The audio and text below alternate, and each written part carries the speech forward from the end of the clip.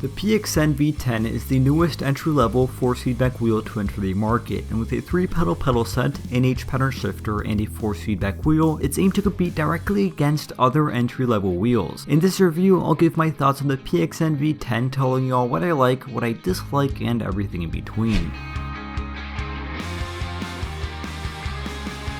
The guys over at PXN were kind enough to send me this unit for review, but real quick before we get started, close to 90% of my viewers are not subscribed, so if you could do that as well as press the like button, it would be very much appreciated. And with that being said, let's get started by going over this wheel's features and specs.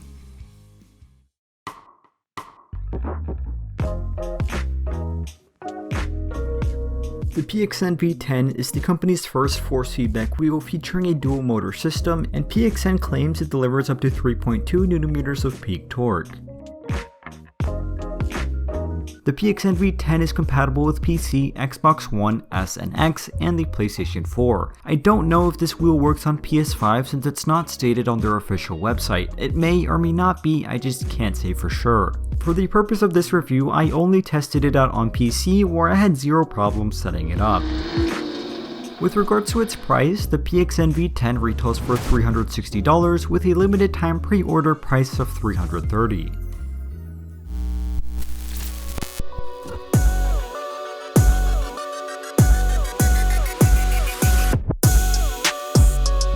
Kicking everything off, we'll start with the pedals. They include a clutch and come with a spring-loaded system which give each pedal their respective feel. Slight adjustments with regards to the pedal's resistance can also be made by tightening a plastic knob on the back.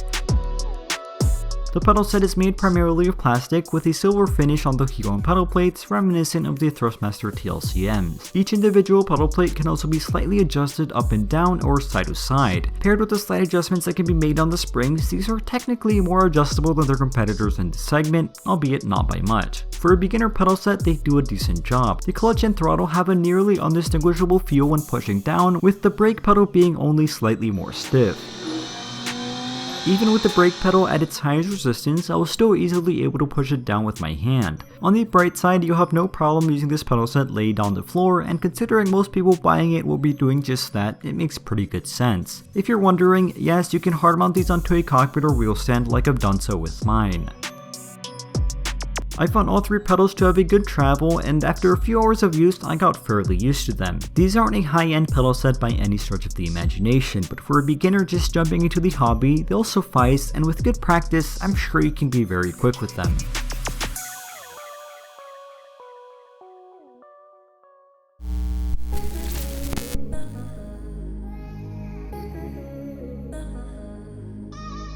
A gated 6-speed H-pattern shifter is also included with this set. Reverse can be accessed by pushing down the knob and moving it into the 6th gear position. Moreover, the 2 buttons up top control the parking brake as well as the higher gears mainly intended for truck simulators. No hard mounting holes are found on the shifter, so you'll have to attach it using the clamp mechanism, which I found did a good job. Despite me constantly up and down shifting, it remained in place and didn't fidget or move around.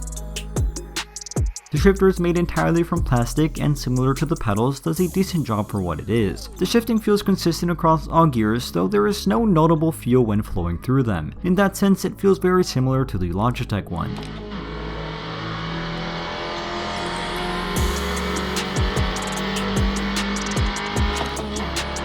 Due to the short travel and distance between the gears, I found misshifts to be a common occurrence, especially when racing. Granted, I would expect those to become more rare as I continue to practice and get well used to everything. Moreover, the parking brake and higher gear buttons give it slightly more functionality than others.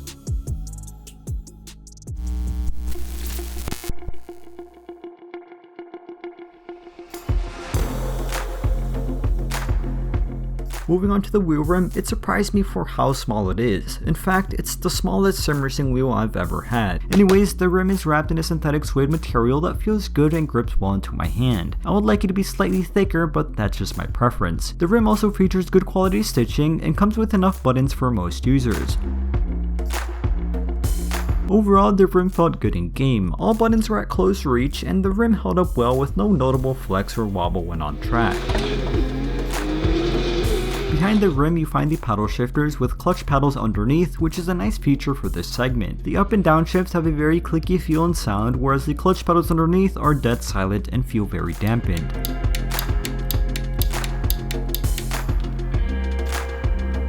My main complaint with regards to this wheel, other than its small size, is that I found the paddle shifters to be too close to the rim, which meant that even with my thin fingers, I found the paddle shifters touch up against them when pressing down. This is only because I shift with only 1 or 2 fingers, so could or could not be an issue for you. Despite that, I do wish they were a little bit further away.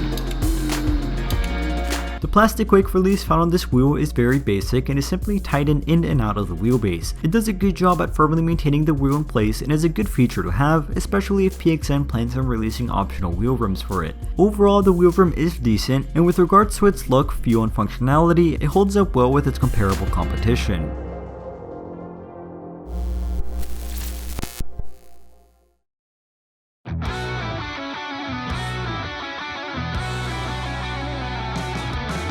Of course then, all that's left to talk about is the wheelbase. It is a sleek and modern design and is surprisingly small in size. It comes with a metal plate attached which will facilitate hard mounting onto a cockpit or wheel stand. That being said, it also comes with table clamps if you don't have a dedicated rig and want to play on a table or desk.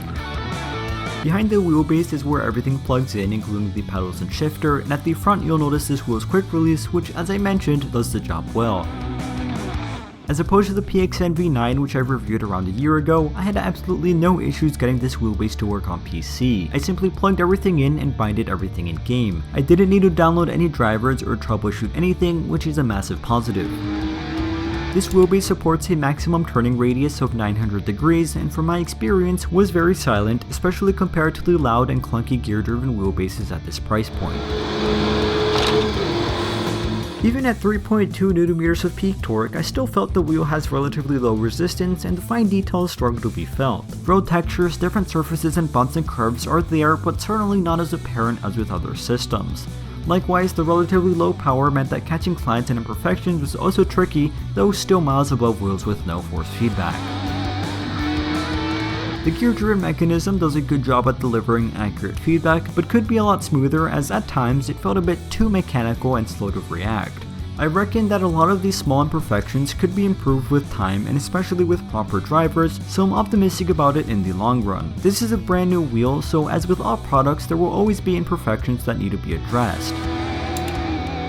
Now with all that said, I was still able to nail some clean laps in and get the benefits of a force feedback wheel. I felt how the car is reacting and how it was going to react, so the force feedback does work as intended in that regard. Overall, the wheelbase comes in a sleek form factor and works as intended. I do wish it had a bit more power to really bring all the effects to life, but compared to wheels without force feedback, it'll still be a massive difference.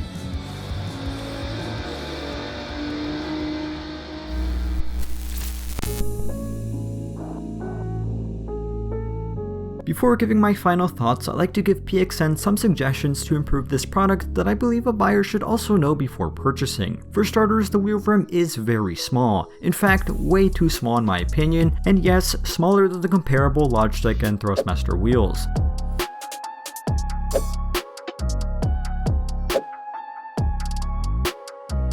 This not only makes it look like a toy, but it also hinders performance if your hands are bigger than a child's. Also, the paddle shifters are way too close to the rim itself and need to be moved further back.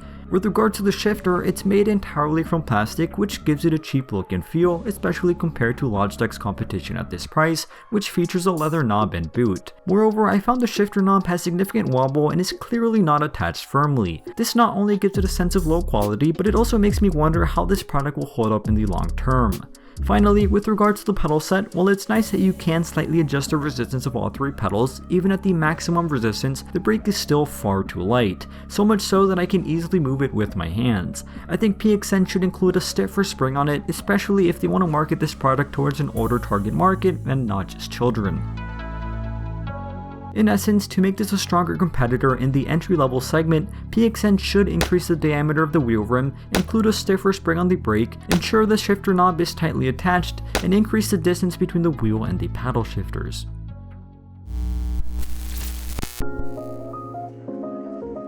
With an included H-pattern shifter, compatibility for both PC and consoles, and a detachable rim among other things, the PXN V10 does provide a lot of benefits that others do not. On the flip side, at $360, it retails for higher than the competition from Logitech and Thrustmaster, at least in the current North American market, and has significant room for improvement.